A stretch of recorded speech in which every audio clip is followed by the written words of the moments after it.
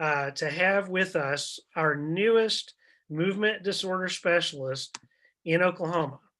Dr. Faiza Wahid Butt is a member of the Movement Disorders Division of the University of Oklahoma Health Sciences Center. She obtained her neurology training from the University of Washington School of Medicine in Seattle and her movement disorders training at the University of California, San Francisco. So I don't know if you know this, but that training in San Francisco is one of the better places you can go for Parkinson's training in the country. And so we are really fortunate to have her with us. You can go ahead and share your screen if you'd like, Doc, and we'll get you unmuted. And then as we still have more people joining us, looks like we have about 40 people on the call at this point. And so we're so glad to have you with us tonight. We're glad to have you here in Oklahoma City. We're very fortunate to have you here in the Parkinson's community in Oklahoma. So I'll turn it over now to Dr. Butt. Thanks, Bruce, for the great introduction. I'm gonna, so let me make sure. Do you see my screen?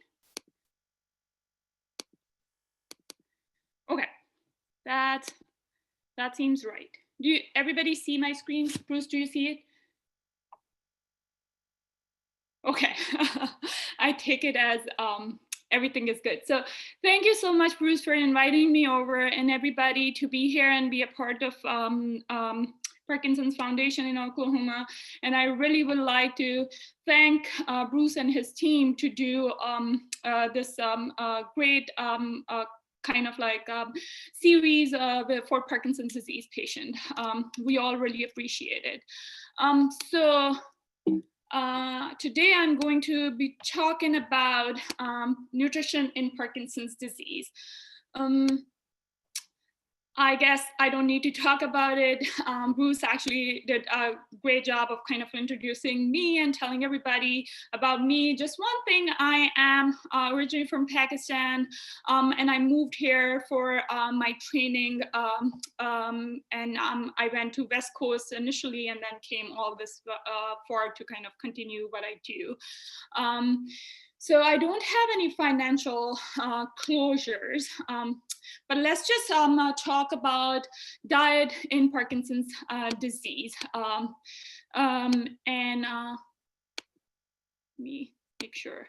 Okay, so diet in Parkinson's disease. And I will be talking about the current scientific literature which is available for Parkinson's disease patients, and the diets or nutrition which help for Parkinson's disease patients.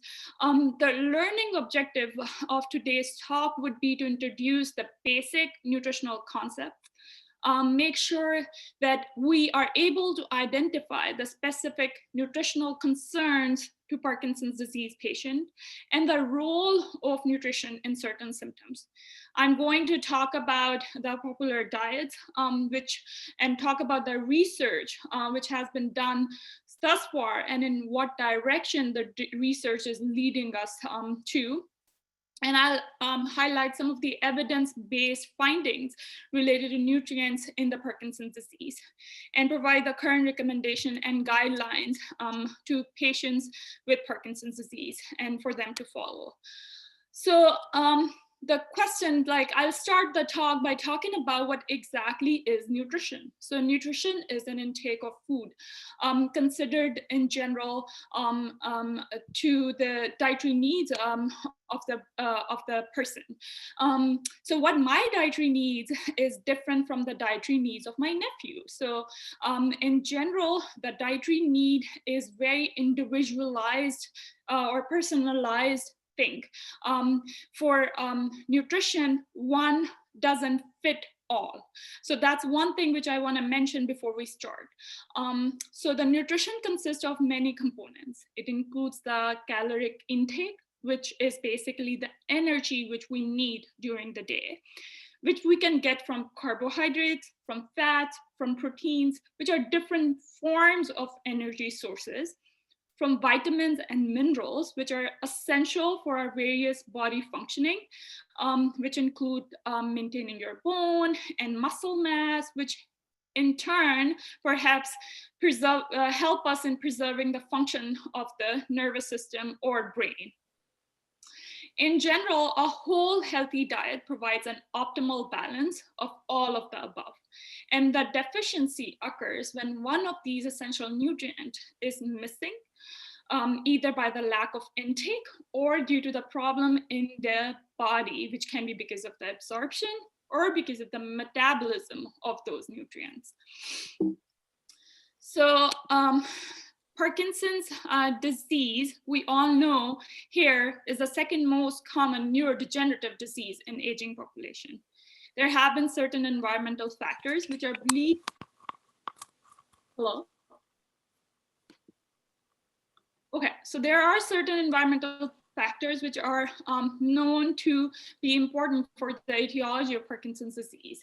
And there have been a handful of studies which suggest that the diet may be one of such factors. There have been certain food which can affect your drug absorption. I will talk about it in the second half of my talk, and which can interfere with the medication effect. And then a healthy and balanced diet can improve the general health and well-being, and in turn, the overall motor symptoms, which include tremor, the balance, which includes the kind of like the fine motor tasks in general, or the non-motor functions as well. And I will briefly talk about some of those non-motor symptoms in a bit. So the overall diet quality, when we talk about it, this study is very prominent. It's a prospective study of where they looked at the dietary pattern and the risk of Parkinson's disease. They learned from this study that there are certain dietary patterns which include high intake of fruits, vegetables, legumes, which include pulses, which include beans, which can be dried beans, or certain pulses or chickpeas, or whole grains, nuts in particular, walnuts, and then fish, high fat fish, which have been helpful for the Parkinson's disease patient, and low intake of saturated fat and moderate intake of alcohol have been reported to protect against Parkinson's disease. This was a research which was done in 2007, and I will talk more and more about these food or dietary patterns in a bit. So common deficiencies in Parkinson's disease patients include vitamin B12, which is the most common deficiency in Parkinson's disease patients, which can worsen their motor symptoms, their gait and balance, can lead to neuropathy, or even some of the memory issues or cognitive deficits. The sources which you can use to get vitamin B12 from would include animal products, which includes fish, meat, eggs, and dairy products, fortified breakfast cereals. Then the other, one of the common deficiencies in Parkinson's disease include vitamin D, which is more common as we age, and especially in current era when we are all living inside, we are not going outside. The sources for vitamin D includes sunlight or dairy products. And then magnesium. The deficiency can be found in Parkinson's disease patients. There have been studies which suggest that magnesium supplementation can act as a natural muscle relaxant. The sources for magnesium include legumes, seeds, whole grains, and green leafy vegetables. So when my patients come to me for the first visit, I try to make sure that their vitamin B12 is checked, which can be one of the reversible causes for their balance issues. So it could be possible that their balance can be influenced by vitamin B12. So I always want to make sure that there is nothing which can be reversible. So kind of make sure their vitamin B12 is either checked recently or I check it just to make sure. Now I'm going to talk about the importance of nutrition in managing symptoms. Why we all need nutrition to manage Parkinson's disease symptoms in particular. So when I looked up diet in Parkinson's disease, in 0.8 seconds, look at the results that I got. So there's a lot of information which is available out there. So some of you who were recently diagnosed with Parkinson's disease would have done this.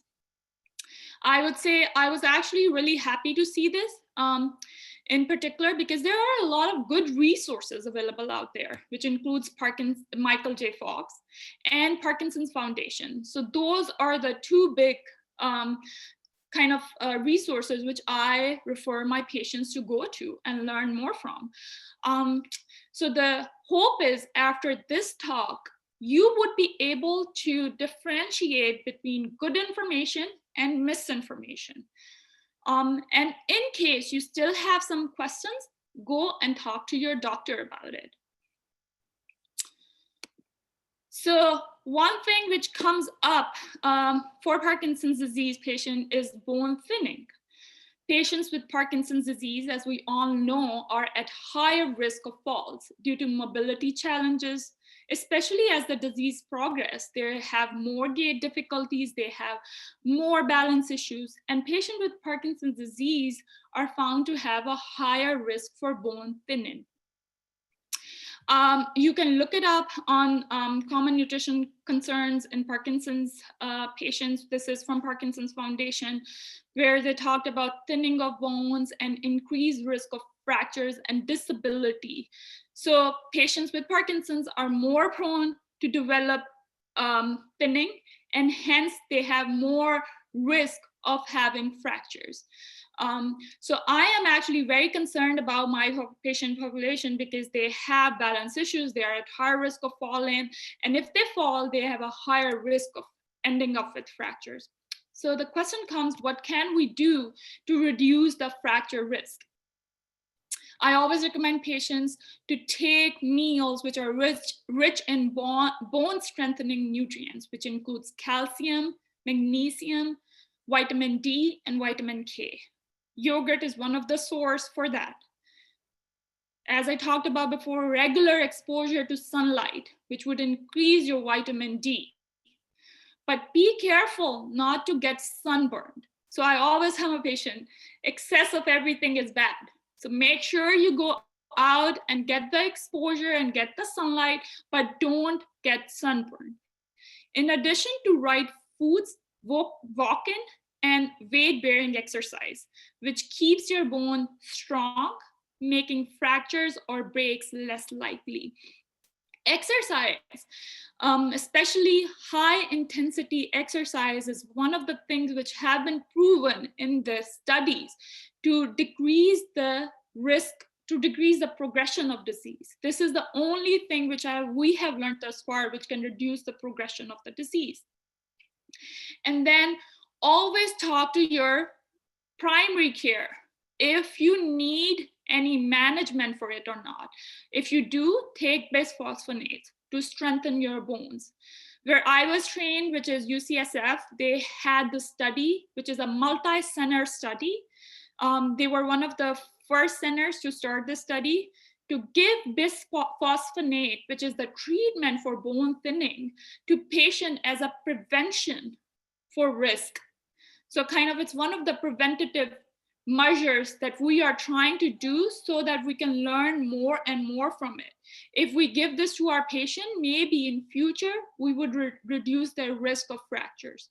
So that's one good thing you can talk to your primary care about. Next, most important thing would be hydration. Patients with Parkinson's disease are at higher risk of dehydration because of several reasons. They have trouble swallowing, which may reduce their intake. They have gait and balance issues. So they are afraid of even going frequently to the kitchen and then drink enough water during the day. They also have increased urinary urgency or frequency. Hence, they are really afraid of taking enough water during the day. And then there are certain Parkinson's disease medication, which, especially when combined with other psychoactive medication, can lead to confusion, weakness, and balance issues. And hence, they are not taking enough water. What would be the consequences of dehydration in Parkinson's disease patient in particular? Number one thing would be orthostatic hypotension, which is basically drop in your blood pressure when you stand up, or the fluctuations in the blood pressure. This is very common in old age, but in patients with Parkinson's disease, it's more prevalent. Also, the medications that we take can lead to some of these symptoms as well. Hence, I always tell my patients, stay hydrated.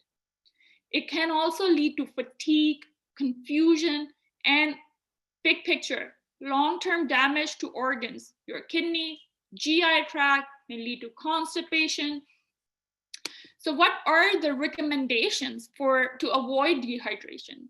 The rule of thumb would be to take 8 glasses of water a day. The simple trick that I have for patients with Parkinson's is to just keep, to have an easy access to water near you. How can we do that? What I learned for myself, and I actually did this for my parents too, I bought them a bottle which has markings on it. So I recommend my patients just to put it on their desk or next to their bed or in the living room and drink 250 milliliters of water every hour or every couple of hours, so that they are keeping themselves hydrated during the day. Increase salt intake, which increases the thirst drive and helps your kidneys to maintain your blood pressure as well. But be mindful and discuss it with your primary care as well, because you don't want to be hypertensive as well. There are certain fruits and vegetable juices that you can take, but make sure you don't add sugar to that. I also recommend my patients to drink sports drink, especially Gatorade, but tell them to drink it without sugar, the one which has no sugar in it. And this can be used to replace half of the fluid you drink. And also talk to your primary care if you are struggling with swallowing difficulties, if you are struggling with bladder issues, or even blood pressure, because there are treatments available for urinary issues. That's something which we can give you some medication to help for. Talk to your primary care or talk to your Parkinson's doctor if you have trouble with swallowing, so that we can refer you to a speech therapist and help you learn some tricks which are more personalized towards you to manage swallowing difficulties. And make sure your Parkinson's disease doctor is aware of your other medications, which include your blood pressure medications or your mood disorder medications. Then comes this one big complaint which Parkinson's disease patients have. It's a very common complaint in Parkinson's disease patients, and we are learning from the studies that it can be one of the premotor symptoms. What that means is it predates the Parkinson's disease motor symptoms. So before you even know or you are diagnosed with Parkinson's disease, you have been suffering chronically with this thing, constipation. Why patients with Parkinson's have more difficulty with constipation compared to other people is because they have difficulty with the gut mobility. They can suffer from mild or maybe non-bothersome symptoms to extreme troublesome symptoms where they have to go to the emergency department and get the stool impacted. And it can be one of the reasons for their visit to hospitals or even surgeries. So I am very aggressive in treating it compared to probably other people, but I just don't want my patients to go to hospital. And I will describe it, what are the certain stages as far as the treatment strategy goes. But the key thing is to develop a lifestyle and have some nutritional strategies which would minimize the use of laxatives or enemas or even going to hospital for disimpaction. There are some strategies which includes drinking enough water, having high fiber diet, and aiming for 30 to 40 grams of fiber daily. I recommend my patients to turn over the product that they are buying. For example, if you are going and buying a cereal, just turn it over and see what would be the fibers in that particular product. Aim for 30 to 40 grams of fiber daily. What we are getting with the fiber is to get your gut to have this full dilatation, kind of like have the fiber in your stool, which kind of bulks up, and then sends the signal, which we call peristalsis, to your brain, which helps in the mobility and movement of the food products in your intestine. So this is basically a PDF which I got from Annie Wong, who is one of the nurse practitioner at the VA in San Francisco. So I want to give her the credit for this. And I shared with my patients, and I asked her if I can use this to just kind of like have a good lifestyle. So kind of try having a bowel movement in the morning, especially 30 minutes after breakfast. One would argue, how can you schedule it? But it's all about being healthy, doing all these other things during the day. Eat more of the food which are rich in fibers, which includes fruits, which includes green leafy vegetables, or eat meals at the same time each day and have a particular schedule. Do exercise, work out every day. If you cannot do it every day, at least do it 3 to 5 times a week. Drink 6 to 8 glasses of water a day. Whole grain cereal. Aim for, I normally tell my patients 30 to 40. For normal people, it has been recommended to do it 20 to 30 grams. But for my patients, I say 30 to 40. But I tell them just to slowly increase the fiber in your diet. Don't really go faster from a low fiber diet to a high fiber diet. Slowly move towards a high fiber diet. A lot of you would be doing it either drinking prune juices or eating prunes during the day. It has been really helpful for most of the patients that I've seen. And if you need, add diet which are high in probiotics, which includes yogurt in particular. And then limit the food which are high in sugar or are highly processed or red meat, because these would lead to worsening of the constipation. So the treatment strategies, which I have kind of like I've divided my patients into for the treatment would be stage 1, where I recommend them to do all of this lifestyle modification things, which I have shared with you guys on the previous slide.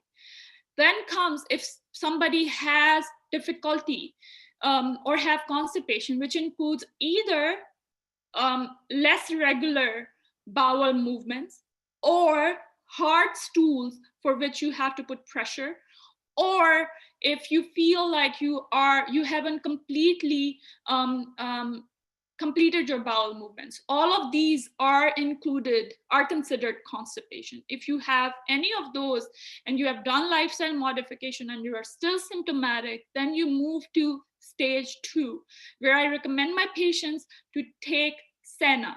I start with 1 capsule daily, and we can go up to 2 to 3 times a day. If you still are experiencing constipation, discuss it with your primary care doctor or your Parkinson's disease doctor. We have more stuff available. At that time, I prefer Miralax. I learned it from the neuropalliative studies, which are done on Parkinson's disease patients, that Miralax combining with Senna has been really good. You can do either Miralax or Dulcolax at that time. Then next would be stage 4. If you did this combination and it's still ineffective, these are the 2 things which have been utilized. Or stage 5, where I don't want my patients to go to when they don't have 3 days without any bowel movement, in spite of doing all of the other things. At that time, I tell them to use suppositories. But be aware of the fact that if you use a suppository, the effect of it would be sooner than later. So I recommend my patients to use it early in the day than later in the day. And then if it is still not affected, then we are left with enema, for which you probably need. So that's kind of effective if there is kind of not a large volume of stool impacted. So for those reasons, we used enema. One other thing which patients with Parkinson's disease deal with is weight loss. And what could be few reasons why they would be experiencing with weight loss? One would be difficulty swallowing, that they have difficulty swallowing, they are choking, so they have an aversion towards food. They would not eat. Or they have trouble with their dentures or oral problems, or if they feel bloated after meals, because the gut motility is overall reduced in Parkinson's disease patients. Some of the Parkinson's disease patients have reduced appetite, which we have learned could be because of the loss of sense of smell or taste, or due to depression or apathy.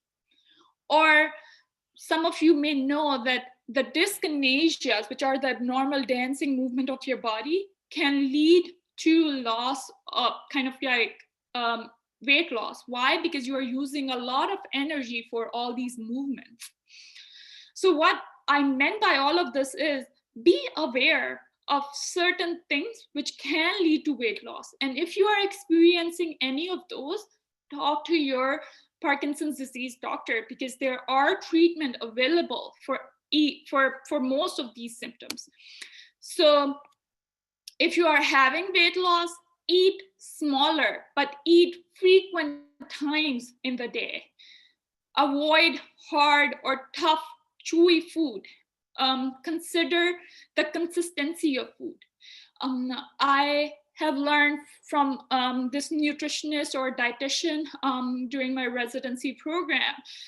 She would recommend the patients to, if they are losing weight, is to use to have the textured diet, which has a lot of texture. Use herbs, which includes turmeric, cinnamon, or rosemary, and to add more flavor or texture to your meal, and then add more dressing on it. If you want to add hummus, if you want to add tahini sauce or olive oil, do it. Those are all good food for Parkinson's disease patient, and also are high in nutrition that would help you gain some weight as well. If they are still losing weight, I add Ensure to their diet. I recommend them to drink Ensure or other nutritional shakes that they would like. And discuss your weight loss with your doctor. Always do it. If you are having unintentional weight loss, you were not planning it, mention it to your to your physician, to your primary care doctor, and to your Parkinson's disease doctor. It could be possible that it is because of certain other issues. Although at times we feel happy that we are losing weight without us trying, but make sure that there is nothing significant which is causing all of this, which could include depression or other gut issues, especially H. pylori, which is a bug in your intestine, which can lead to some of the issues with absorption or of the meal, or even of interfere with absorption of the medications that you guys take. So always discuss it with your primary care physician and with your Parkinson's disease doctor, because if you need testing or treatment for any of those, they are aware of it. So the role of nutrition in the brain health would be the next topic. There are so as far as the nutrients go and the diet goes, the current data or the current scientific knowledge is very limited. There are few studies in this field, but they do suggest that diet play an important role in your motor and non-motor symptoms. Before we move forward, I would like to stop and make a point here. Diet is really important, but it's not everything. So make sure you are working with your physician and your therapist to work as an interdisciplinary team to help you with the Parkinson's disease symptoms. It plays a big role, but it's not everything. Research has shown that there have been relationship between diet and neurological conditions. In particular, there are more data available for epilepsy, for stroke, and for dementia, which includes Alzheimer's disease dementia. While there is no single ingredient which is considered to be magically available to cure you or treat your symptoms, there have been study plans which are researched, which have been reported to have some positive influence on your brain. So what we call is brain food. And what I'm going to talk about now would be the popular diets in Parkinson's disease and what we learned from the research. So it's all research guided, in which direction science is pointing us towards. So one of the most popular thing and what people have learned most from is Mediterranean diet. If you just Google Mediterranean diet and Parkinson's disease or Mediterranean diet and neurodegenerative disease, there would be more than a handful of papers which would pop up. So the emphasis of Mediterranean diet is eating plant-based food, which include fruits, vegetables, legumes, which can be pulses, chickpeas, dried beans, encouraging patients to eat healthy fats, which include fish.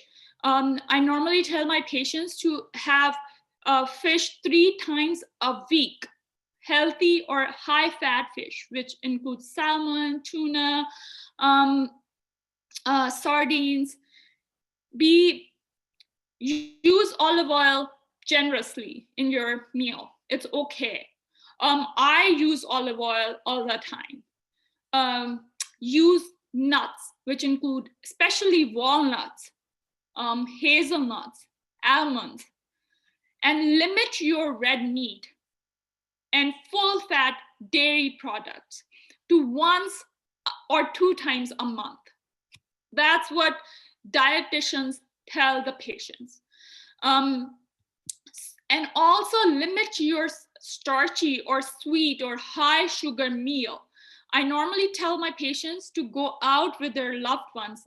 In current settings, we probably are not able to do it, but we can still get takeouts. And I tell patients to do it 1 or 2 times a month.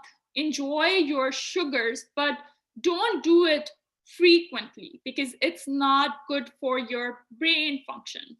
And that's coming for research.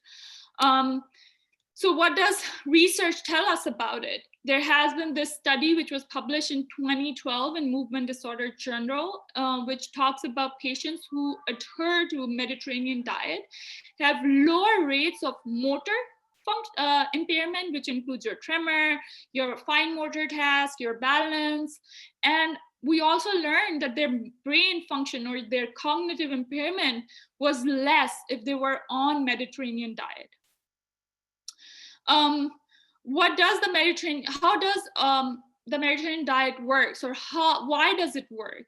The hypothesis is that vitamin C, vitamin E, and carotenoids, which are rich in Mediterranean diets, have a lot of antioxidants, and have been important. These antioxidants have been important in reducing inflammation, and hence improves the Parkinson's disease symptoms, or even associated, the consumption of these compounds are associated with reducing the Parkinson's disease risk even in long term. So these are some of the pertinent studies which I thought were really relevant for you guys. If you want to learn more or read more, this is a meta-analysis study where they actually looked at multiple data and found out that Mediterranean diet has been helpful in improving their memory function in particular Parkinson's disease patients, Alzheimer's patients. And they also help reduce the cardiovascular risk, reduce the heart condition, like risk of developing chronic heart diseases, or having insulin resistance. So Mediterranean diet in particular is a good diet that you can adhere to as per the studies. Then comes this MIND diet, which is a mix of Mediterranean diet and a DASH diet, which is basically what we use to stop hypertension. The emphasis of this is more on low sodium diet with a lot of grains, vegetables, and low fat dairy products. The diet was specifically created to address cognitive decline. And if you look at it, it still contains the same stuff: chicken, fish, green leafy vegetables, berries, nuts, olive oil, wine. You can use red wine if you really want to, if you like to have wine in your diet. I normally tell my patients not to drink a lot, but you can enjoy a glass of wine, in particular red wine, with your dinner if you want to, 3 or 5 times a day, a week, not a day. And then, so what does research say about this? In MIND diet, we don't have exclusive study with Parkinson's disease patients, but we have promising results as far as the Alzheimer's disease go. We learned from the MIND, from the studies that the adults who are adhering to the MIND diet have 53% reduction in the rate of Alzheimer's disease compared to those who followed the others, or did not follow this diet. And I thought that those who followed the MIND diet moderately showed a 35% reduction, which is pretty significant percentage. The results of the studies were independent of their other lifestyle changes, which may include disease reduction, benefits of disease such as heart diseases, diabetes, obesity, or hypertension that I talked about. And this is the study which I'm talking about, the MIND diet associated with reduced incidence of Alzheimer's disease. Then comes the ketogenic diet. A lot has been kind of going on as far as the keto world goes. It was originally developed to treat disease, to treat refractory epilepsy, especially in children.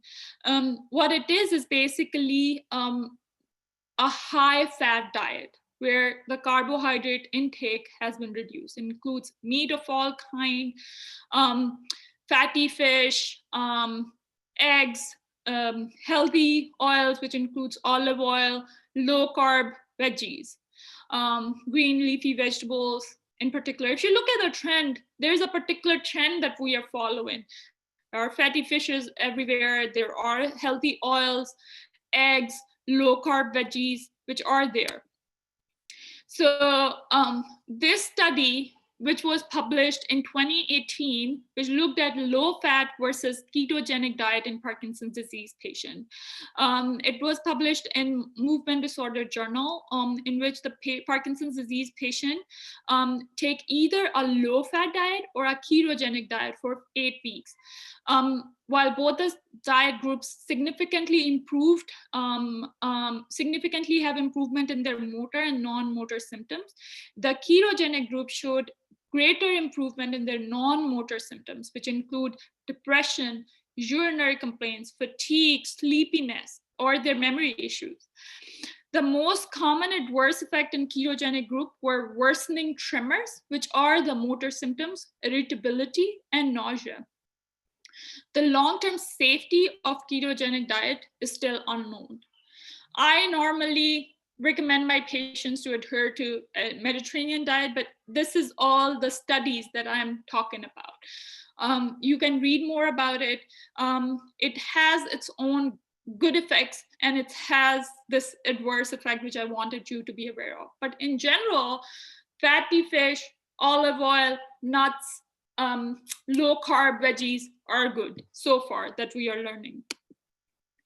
Then comes this new world of intermittent fasting, or developing an eating pattern where you actually eat in cycles. So you are not eating for hours and then you end up eating. So if you are not eating you have a 16-hour fast and then you will take your first meal, or kind of do alternate day fasting. So it has been, there have been studies which talk about weight loss associated with it, diabetes control, and some PD. It does claim that it would help with the PD motor symptoms. But there are no current human research which supports that the intermittent fasting can lead to reduction in Parkinson's disease symptoms. Most of the organization do not recommend intermittent fasting for our Parkinson's disease population because they are so vulnerable and are dealing with other issues, for example, loss of appetite or kind of like trouble with nutrition in particular. So Parkinson's disease patients who are already dealing with low blood pressure, if they're doing all this fasting, they probably are more dehydrated and have balance issues. So I normally don't recommend my patients to do intermittent fasting that much. Or if they want to give it a try, I always tell them to be in a safe environment with their loved ones around who can help them if they need help, especially with the low blood pressure or balance issues that they are dealing with. Other nutritional concerns in Parkinson's disease, one thing which probably most of you are aware of is the protein consumption and interaction with the levodopa. So protein and levodopa actually compete for the same receptors in the GI tract. And protein actually in your diet disrupts the absorption of the Parkinson's disease medication.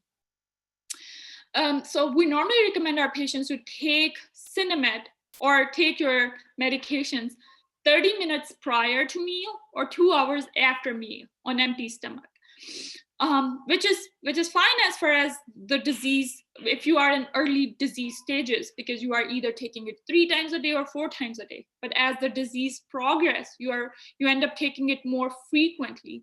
And that's the time where we start experiencing trouble with like taking it empty stomach.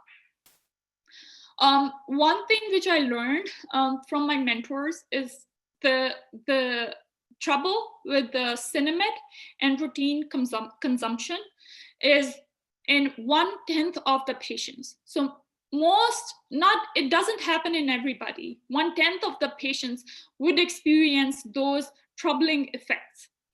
And if that happens, it's basically, you would know, it's basically like you didn't even take your medications.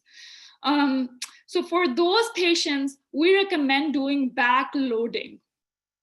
What backloading means is basically dumping all your protein intake towards the later half of the day, or just taking protein once at a time, so that you are not taking proteins throughout the day and just dumping it towards the dinner time. The compromise you would make is basically you would have more motor symptoms towards the night, but it's unfortunate, and we may have to make that compromise at that time. Some people recommend a low protein diet, targeting 0.5 to 0.8 grams protein per kg. And it has been shown to improve some of the motor fluctuations, which are basically on symptoms and off symptoms. I am not a big proponent of it. If needed, I tell them to just dump it towards, do the backloading proteins.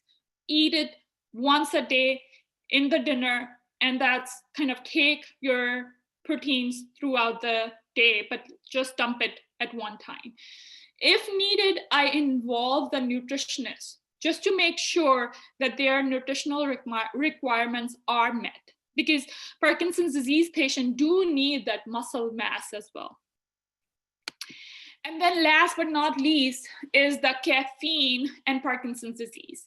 There have been 5 studies which talked about caffeine and risk of Parkinson's disease. The first one was the coffee and tea consumption, where we learned that this is called Finnish study, and we learned from this study is that the patients who drink coffee have a lower risk of Parkinson's disease than low caffeine counterparts. The second study after that showed that caffeine exposure and risk of Parkinson's disease, and it kind of reaffirmed the same concept of Finnish study, but it also kind of talked about the decaf drinkers showed no reduced risk of Parkinson's disease, suggesting the link to caffeine and not to the coffee specifically. The study after that looked at caffeine being used as a treatment for Parkinson's disease.